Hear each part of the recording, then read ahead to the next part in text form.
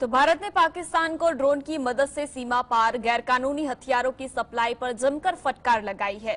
भारत की तरफ से साफ साफ कहा गया है कि जिस तरह की साजिश पाकिस्तान कर रहा है उनमें पाकिस्तानी अधिकारियों का भी हाथ है। भारत ने इसके साथ ही सुरक्षा परिषद से भी अपील की है।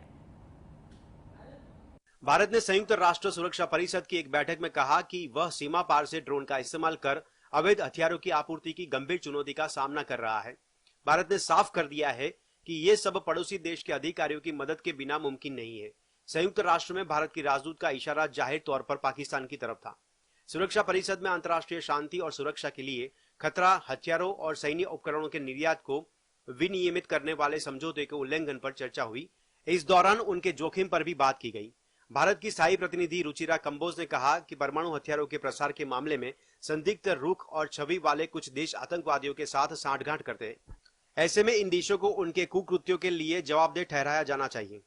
परिषद की अध्यक्षता अप्रैल महीने में रूस के पास है। उन्होंने कहा अंतर्राष्ट्रीय कानून का उल्लंघन कर हथियारों और सैन्य उपकरणों का निर्यात भू राजनीतिक तनाव को बढ़ाता है और इसे नजरअंदाज नहीं किया जा सकता। राजदूत ने कहा कि यह खतरा तब और बढ़ जाता है जब संवेदनशील वस्तुओं और तकनीकों को कपटपूर्ण तरीके से हासिल करने और परमाणु हथियारों के प्रसार में भूमिका रखने वाले राष्ट्रों की आतंकवादियों और अन्य राज्योत्तर तत्वों के साथ सांठगांठ है। कंबोज ने कहा कि आतंकवादियों द्वारा ज्यादा मात्रा में छोटे हथियारों को हासिल करना बार बार याद दिलाता है कि वे बिना राष्ट्र के प्रयोजन और समर्थन के अस्तित्व में नहीं रह सकते हैं। उन्होंने कहा कि भारत के संदर्भ में हम ड्रोन द्वारा सीमा पार से अवैध हथियारों की आपूर्ति की गंभीर चुनौती का सामना कर रहे हैं, जो उन क्षेत्रों का नियंत्रण करने वाले अधिकारियों के सक्रिय समर्थन के बिना संभव नहीं है। उनका इशारा पाकिस्तान की ओर था।